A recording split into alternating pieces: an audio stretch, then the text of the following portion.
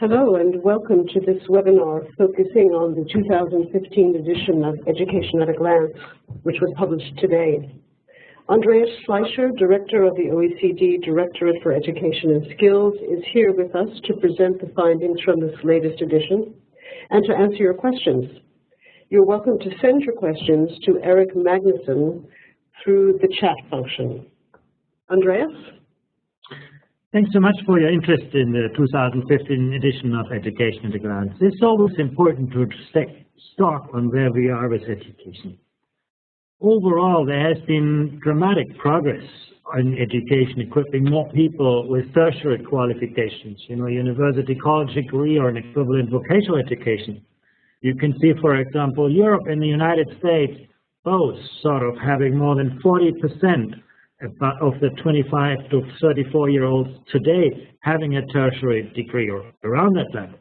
But the situation was very, very different when you look at those nearing retirement, the 55 to 64-year-old cohort.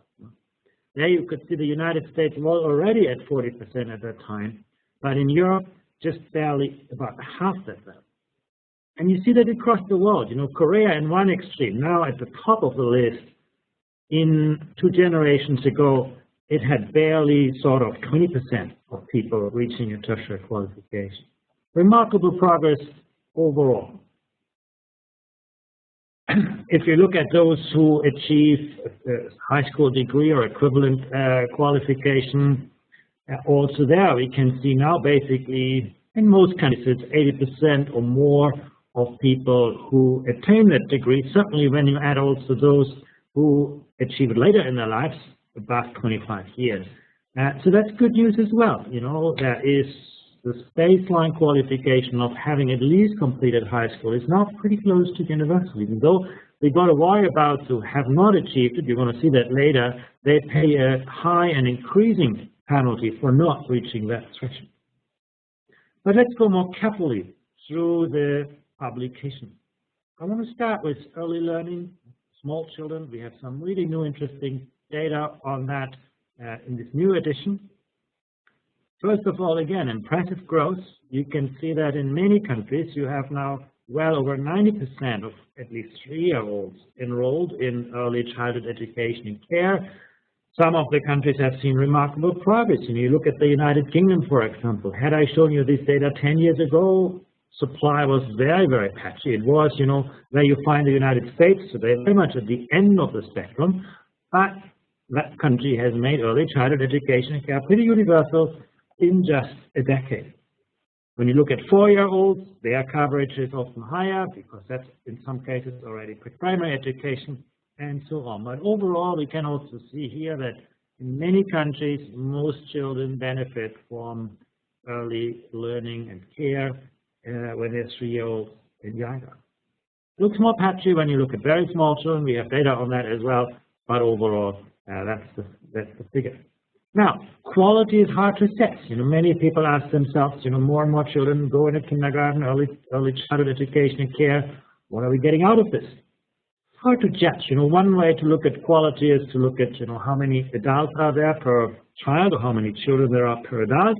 You see that on this chart. If you're in Chile, in Mexico, you have 25 children in a group with an adult. In other countries, it's 5 children. Enormous variability in the kind of ratios between children and adults. Another way to look at this is money.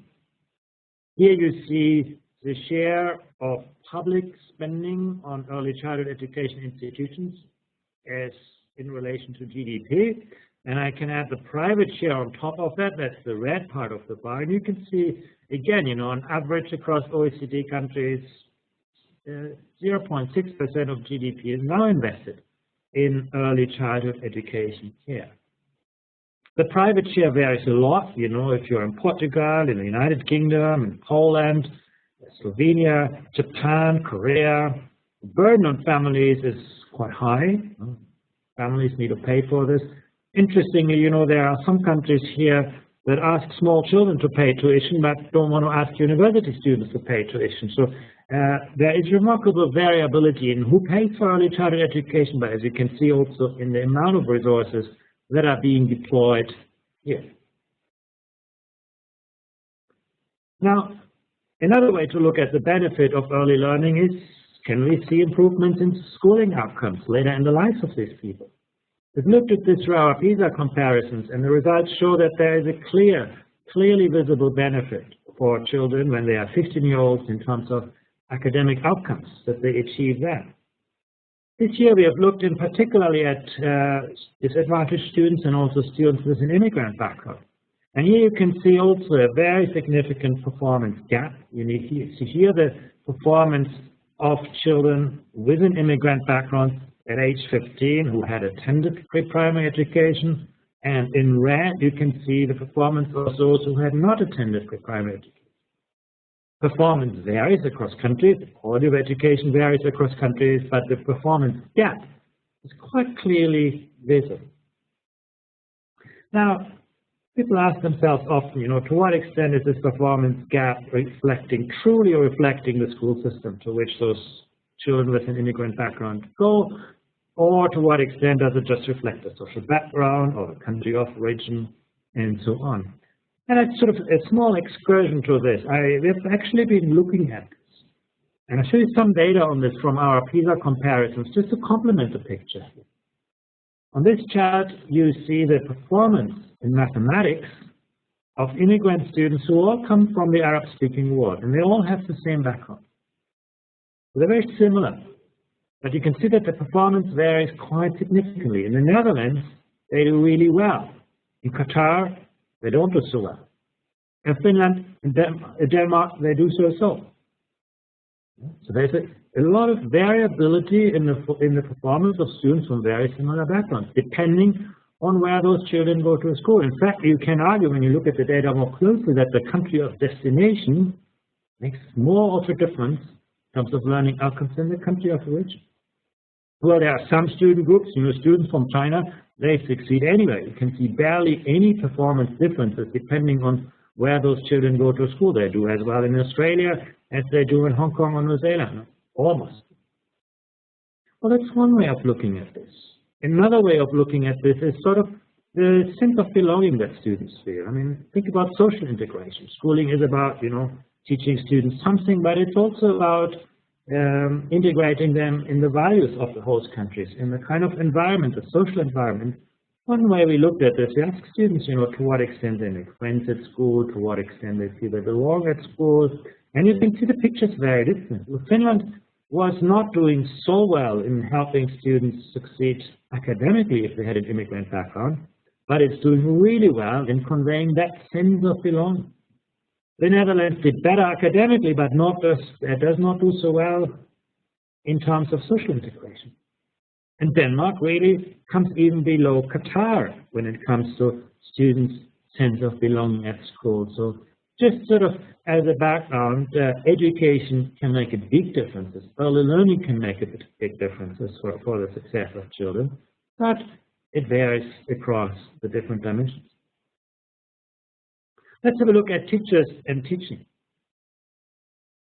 The first thing we looked at is, how much do countries invest in school? On the vertical axis, you can see spending per student. You can see Switzerland and Norway and the United States coming out as the top spenders per student. And on the horizontal axis, you can see the increase in investment between 2005 and 2012. Here you can see Russia, Poland, Slovak Republic, Chile, Turkey, making very significant increases in investment. Sometimes from a low base, you can see this in all of those countries, spending was below the average and making major efforts to increase investment per student to catch up in overall. Class size. One way in which you can spend money is to make classes small. It comes often as a trade-off. If you make classes small, you can't also pay teachers well, or you have to ask teachers to teach more hours, and so on. But it's one of the choices that countries have to make. Here you see the variability in lower secondary education class size, and in yellow, I show you the same for primary education. So again, you can see that class sizes vary remarkably. They tend to be smaller in primary education than in lower secondary education, and that makes good sense because that's where children need more attention, more personalized attention. Some exceptions to this pattern, the United Kingdom would be one, where actually primary classes are quite large for international comparisons. Lower secondary classes are smaller, but there's enormous variation. You look to China on the left side. At the lower secondary education, you have 50 students in a class. You look to the right side to Latvia, it's 15. Again, enormous variability in those class sizes. Well, you know, one question that we ask ourselves, you know, if the class is small, what is the price for this? We see that the price for this is that teachers have to spend a large part of their working time teaching. You see that in Colombia, you see that in Israel, in Scotland, in England, Chile.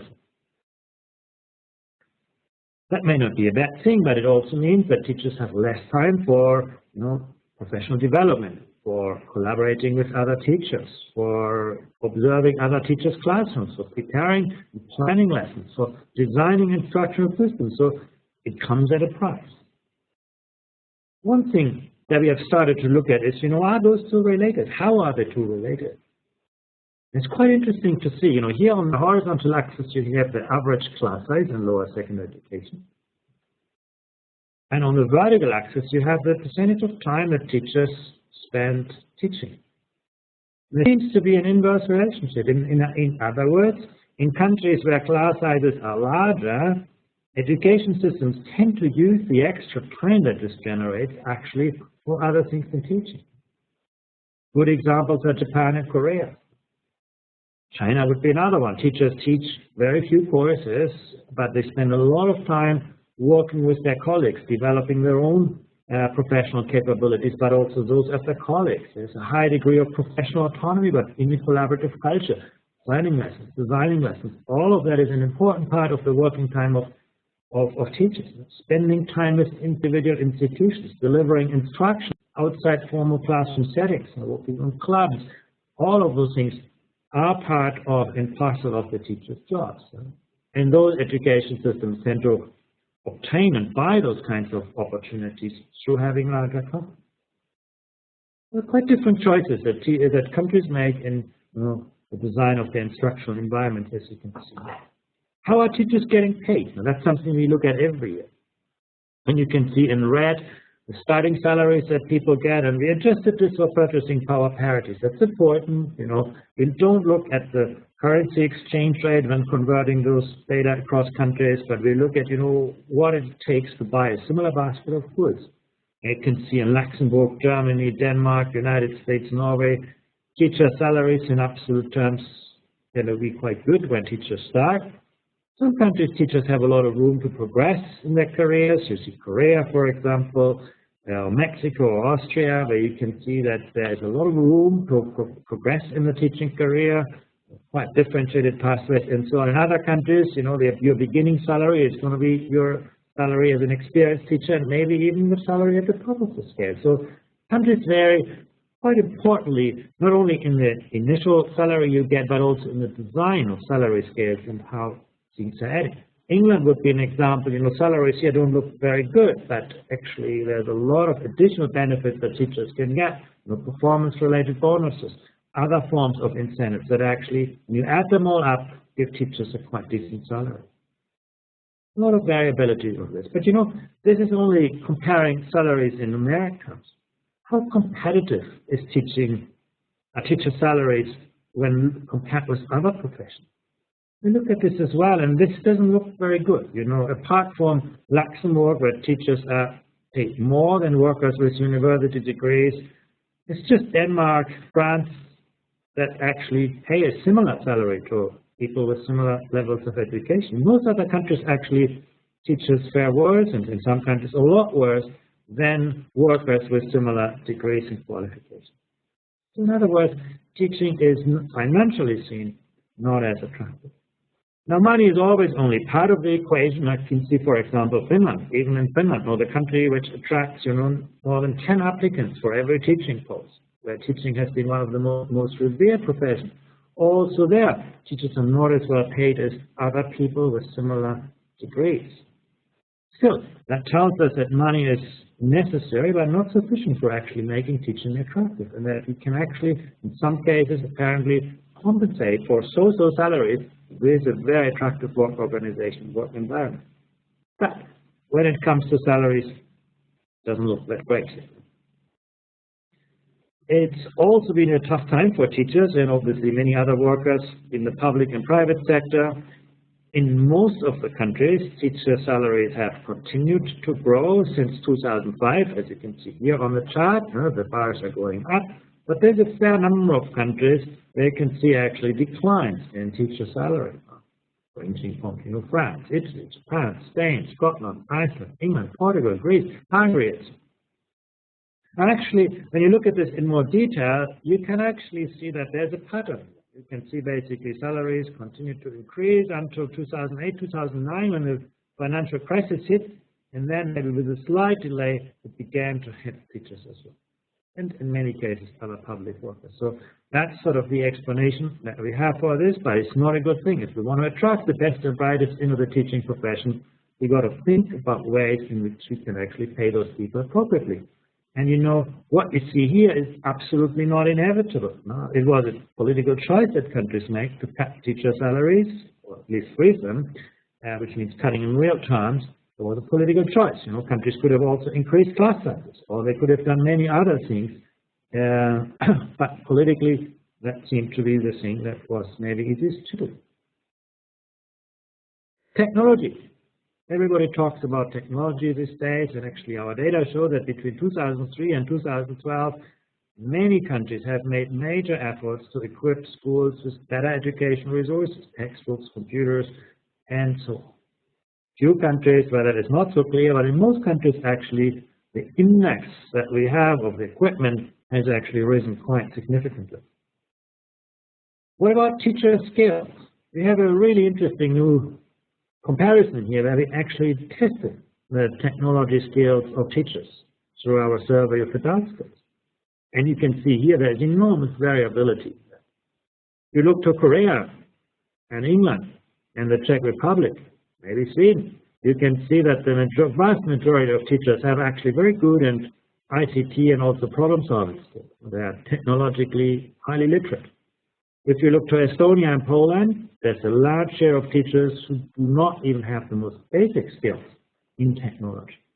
So teaching capacity in using technology is varying quite widely across countries.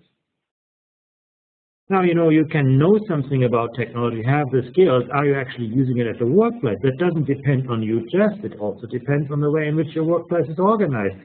But when you look at this chart here, where on the horizontal axis we show the share of teachers with good ICT and problem-solving skills, on the vertical axis, the actual use of ICT and skills at work, we can see that in most countries the two tend to be related. Where teachers have great skills, they also tend to use them more. Some exceptions to this. In Japan, you know, teachers are highly skilled. They don't seem to be using a lot of technology. In the United States, the technology use seems to be more pronounced. But teachers are only so skilled. There's variability with, but overall the relationship is positive. Now the obvious question, of course, is, you know, is it making a difference for student learning outcomes? Again, you know, PISA offers some insights on this, and they are not that encouraging.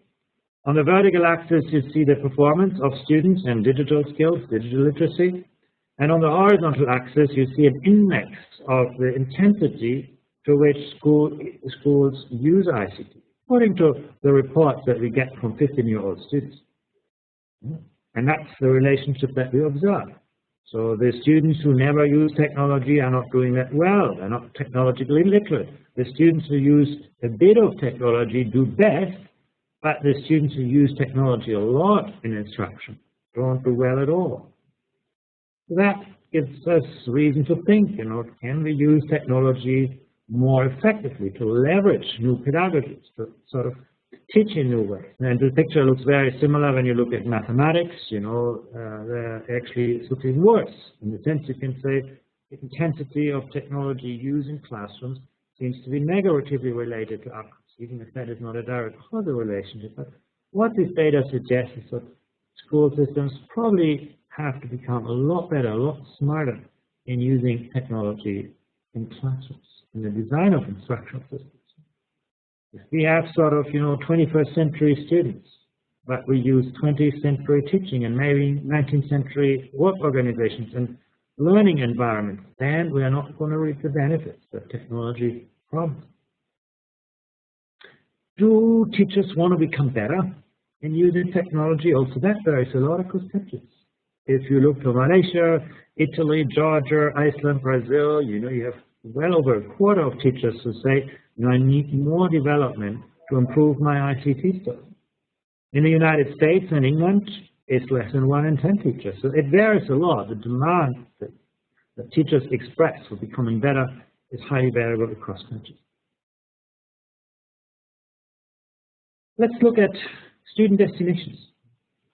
Every country has to decide, what's the right mix between academic and vocational education programs. And this year's edition offers a lot of very interesting insights on this. It's the first edition that is based on a new classification of education programs that can look into those kinds of choices in a much more fine-grained way. Let's have a look at this. First of all, what we see is when we compare data between 2005 and 2013 that in many countries, vocational education has become a lot more popular. Look at Australia, look at New Zealand, look at Portugal.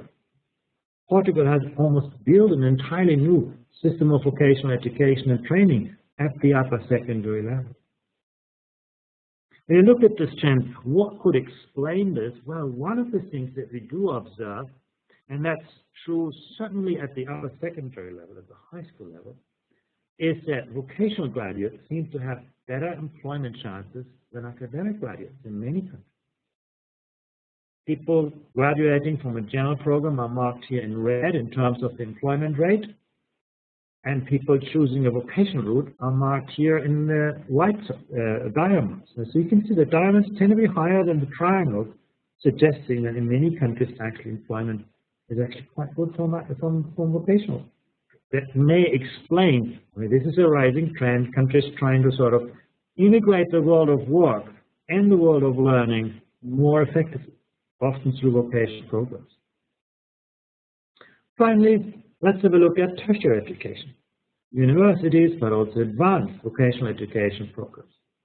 And this is another area where there has been a lot of change. Basically, what you can say is that about 50% of young people, on average, can expect to graduate at least once from a university program during their life. And those numbers are a lot higher in countries like Australia and New Zealand, in part so international students, but also Japan and Denmark, whereas Germany, Italy, and Luxembourg trail a bit behind. You ask yourself, to what extent can this trend continue? One of the things that is interesting is that we have not seen, while the share of knowledge workers keeps increasing, we have not seen a decline in their pay, which is what we're seeing at the low end of the skills sector. So far, the demand for better skilled people still seems to outstrip supply. The labor markets reward those people really well, despite the increase in numbers. How far is this going to continue? This is what this data can't answer. If we had had this webinar, 100 years ago, we might have asked the same question about high school. At that time, in most countries, it was just about half of the population that went and finished high school in some form. Today, it's pretty universal. Maybe that's what we're going to see in the form of tertiary education. One of these days, that actually that becomes the new normal for people. Certainly, there have been remarkable increases in most countries. One question that we have to ask ourselves is, to what extent is our dream that our children are better educated and we ourselves actually becoming a reality? And you can see on average, that's true for 22% of the population. They get a tertiary education when their parents did not. You have another 10% that make it to high school if their parents did not. But there's also 60% for which things go backwards. Their parents were better educated than they are themselves. And if you look at this across countries, on the left side you have Korea, the Russian Federation, Poland, Finland, where there seems to be an enormous amount of upward mobility and only few people moving backward. But if you look to the right side of the chart, the Czech Republic, Germany, Austria, maybe the United States, maybe Sweden, where actually upward mobility is limited and where there is a significant share of people who have worse qualifications than the past. Now, one thing that you can say is, well, you know, if many people get a tertiary degree, there's not much room for upward mobility. But actually, if you think about that carefully, that doesn't really hold, because we talk about the parent generation. And among the parent generation, certainly, it was typically a small minority who had obtained tertiary qualifications. There's plenty of room for people to actually show better and more upward mobility than what we are seeing today.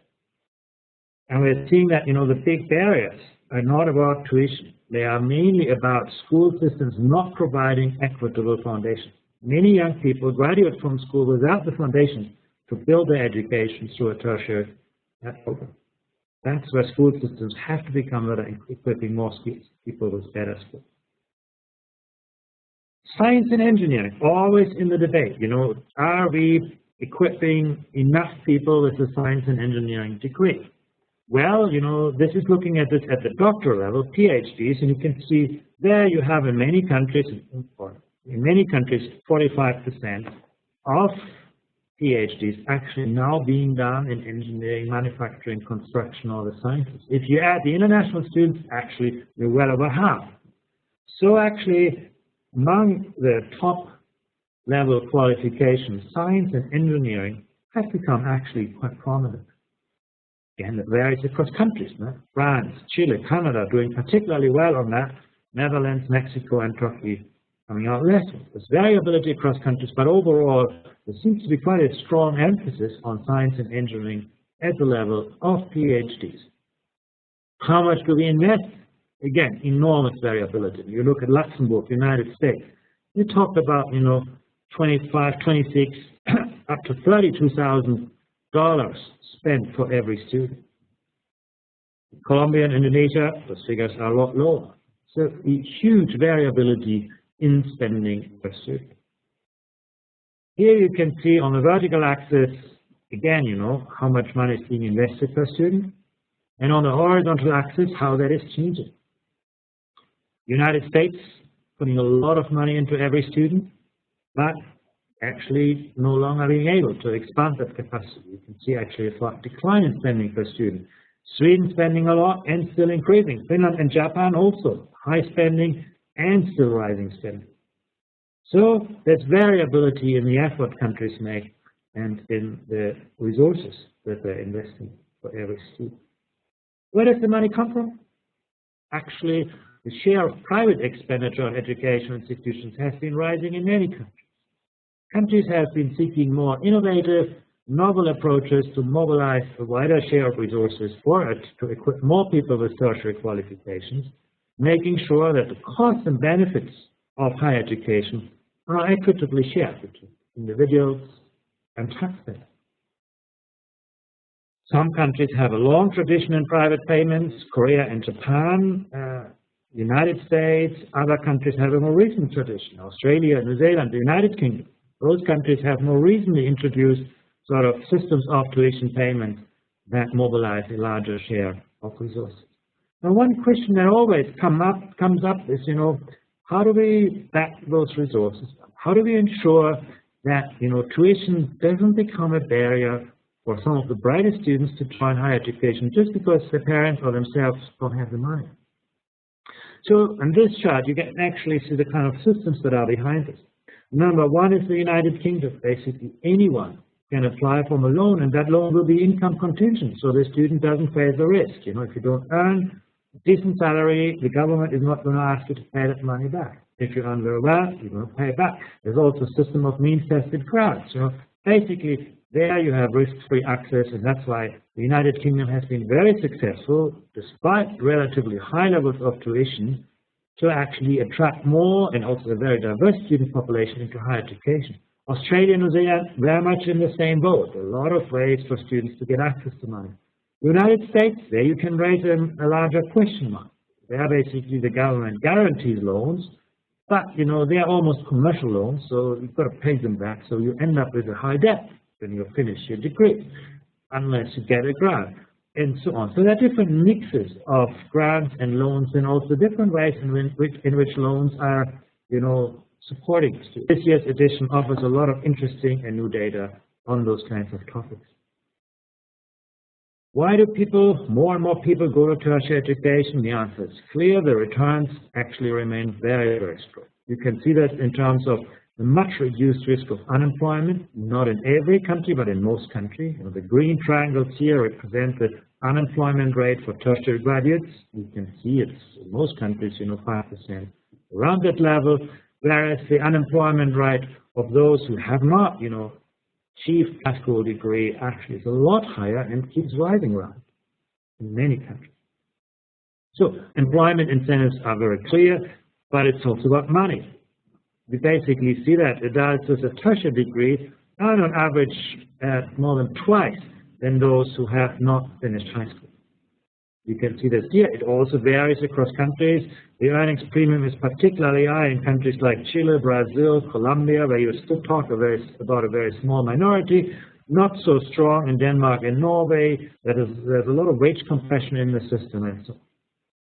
Now, when we presented this data in the past, some people have asked us, how do you actually know that this earnings advantage is due to people's own investment in higher education, and not simply due to the fact that those who get a higher education degree also come from families that are already well educated and the kind of social connections that come with it?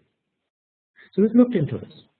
We've actually studied the direct impact that obtaining a tertiary education provides in terms of financial returns, and the indirect income that comes from the parents' highest level of education. And the good news is that in most of the countries, we can clearly say it's not the parents, it's actually you investing in tertiary education that sort of generates those additional benefits.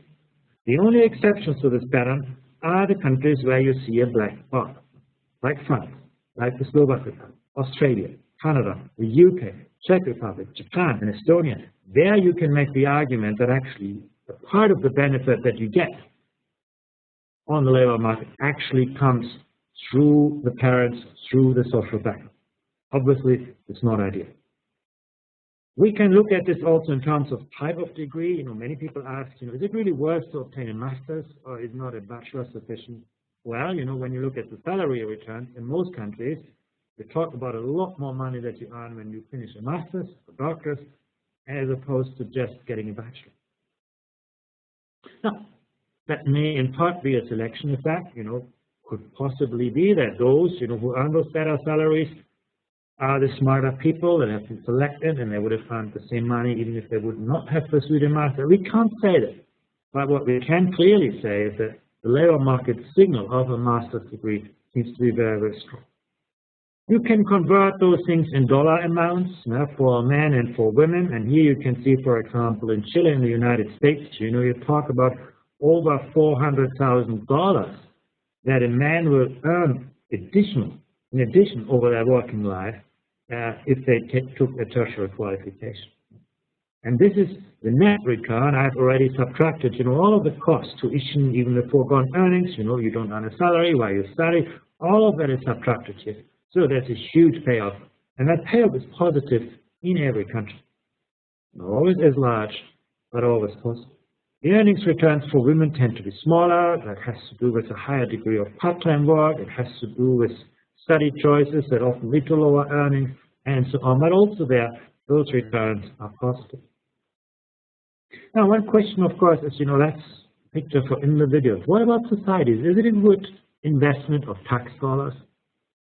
Well, you know, this chart suggests, yes, it is. In fact, here you show for men in blue, for women in rosé, actually, you can see that taxpayers generate in most countries a lot more money out of every tertiary graduate than what they put into this.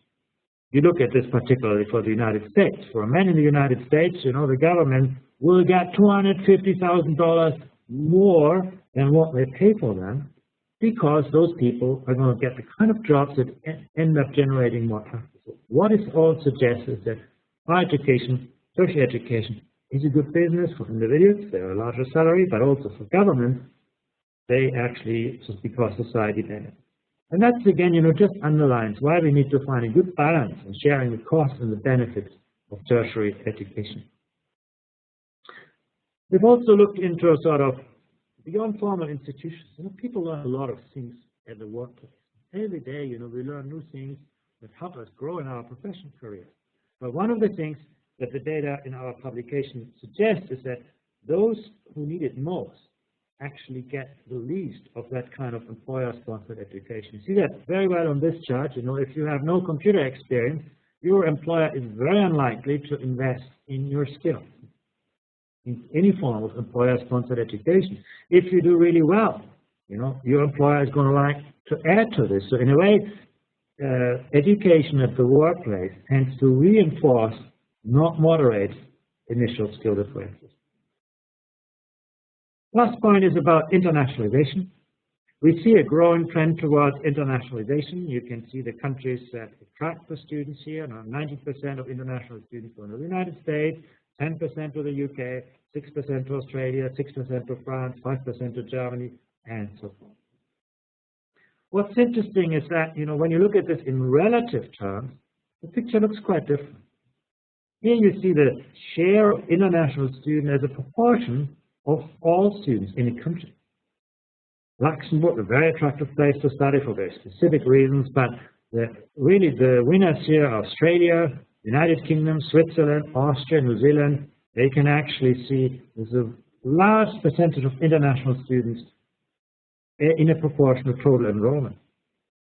Before I told you the United States was attracting 90% of international students, but actually when you look at this in relation to the very large education system in the United States and the very large economy, you can see actually the truth is that the United States is more like Portugal or Latvia when it comes to the share of international students the country attracts.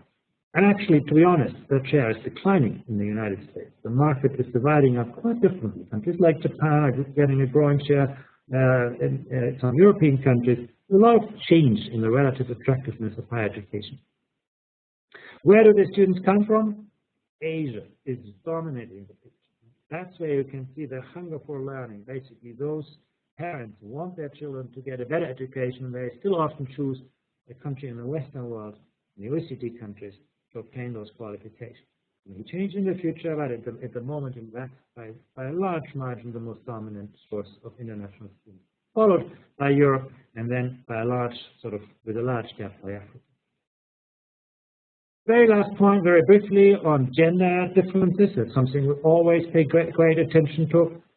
First of all, the one thing that is pretty clear, with the exception of Japan, we can clearly see that among 25 to 34-year-olds, men have lower education attainment than women, at least when it comes to tertiary education. It varies a little bit by degree. Now, it's very clear when you look at bachelor's degrees. It's less pronounced when you look at doctorate or equivalents. In fact, there you have many countries where men are still the minority. The extreme here is Saudi Arabia, where the share of women is just about 20%. But, overall, those things are changing quite rapidly. We also see gender gaps in school performance. As a rule, boys tend to perform worse in schools than girls. When you look across subjects like math, reading, and science, that's a general trend, again, pronounced to a different extent across countries. And finally, we also see that the teaching profession itself has a clear gender pattern. You look at early childhood education, it's pretty much everywhere a female-dominated profession. Primary education, a bit less, but still a lot. And then when it comes to lower secondary education, it levels down, and in tertiary education, somehow it flips. So it's a clear gender pattern which is pretty consistent across countries in who becomes a teacher, who works as a teacher. Thank you very much. I look forward to your questions now. Thank you, Andreas. We do have some questions from participants. The first one I want to ask you is you had just mentioned about international student mobility, and one of our participants wanted to know what to you is the biggest or most surprising trends in this area. The continued growth, I think more students seeking an international experience, but also the shifting market share. You know, Japan used to be a very domestic market for students. Now it's attracting a growing share of international students. Still small in absolute terms, but it's growing. You can see some European countries that were not on the map in the past. You can see various countries, sort of like the UK, like Australia, who have almost their markets to international students, very successful in attracting them. I mean, higher education is clearly becoming an international, globalized domain. Along the same lines, someone asked, why is it that Turkey and Mexico do not seem to show any improvement in higher educational attainment? Yeah, in those countries, actually, the effort is focused mainly on creating the foundations. Higher education is still sort of something for a rather small elite, whereas the countries focus their efforts on building the foundations for this. And if students do not obtain strong foundations in schooling, then, you know, they're not equipped to actually move on to obtain more advanced qualifications. We can't really attribute it. See the figures for Mexico, the figures for Brazil, for many of those countries, actually those who obtain a university degree have enormous benefits.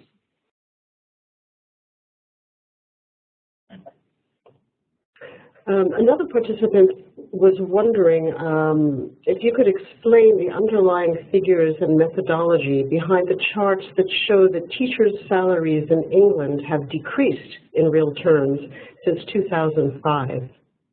Yeah, I'm just trying to get that chart back on the screen. The methodology is very simple. Basically, we look at the salary levels, and then we look at the salary levels, and then we convert them and adjust them for inflation. So what you're seeing here is not a nominal decrease, but a decrease in real time, in terms of the purchasing power that salaries have now. And here it is. And talking about teacher salaries, another participant noted that there seems to be a lag between the economic crisis and the time that there was a dramatic drop in teacher salaries. Why is that? Yeah, you know, teacher labor markets are very sort of slow to change. You know, collective bargaining agreements typically extend over multiple years. It's not easy to change the composition of the teaching force or the salary. So that's basically the people in the private sector have felt the brunt of the financial crisis much quicker than people in the public sector, simply because the sort of type of agreements that underlie the public sector, and you know, many teachers are civil servants, and so on, it's much harder sort of to adjust salaries to changing economic circumstances. And that's basically what you see here. We have another question concerning international student mobility. Do you believe that the origin-destination trend for studies abroad will reverse in the future, with students from Europe and North America traveling to attain their tertiary education in countries such as China, to learn about the markets there and to learn about the Chinese culture, for example? Yeah, absolutely. You know, I think particularly in the Eastern countries, and China is a good example, there's a lot of effort going into raising the quality of higher education, opening up institutions. Many, actually, institutions are already starting to build sort of an international domain. So, yeah, I could imagine that we are going to see a broadening range of opportunities that students have to actually choose their country of destination in the longer run. We are also seeing other trends, and that's basically that, you know, digital possibilities like MOOCs allow people to follow courses anywhere in the world. So students do no longer have to go to a country to attend another country's course and program. And I think there's a lot of trends here that are going to make it easier for people to benefit more from a broader range of educational opportunities. And certainly my personal expectation would also be that Asia is going to play a much more prominent role in the international market for students.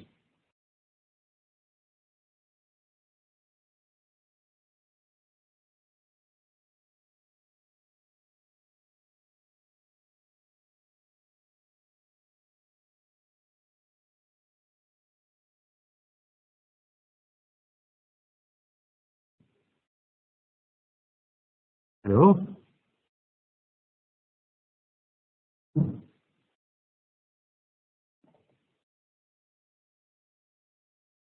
I don't hear anything. Just muted. Everything wrong out there.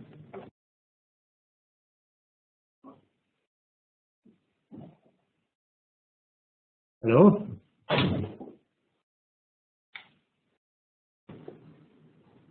Since your whole bunch, you were just muted there for a while. Yes. Thank you very much for your interest in education at a glance. As you may have been noticing on your screen, this webinar has been recorded and will be available in a couple of days on our website, which is www.oecd.org/edu. Again, thank you very much, and hope to see you again soon.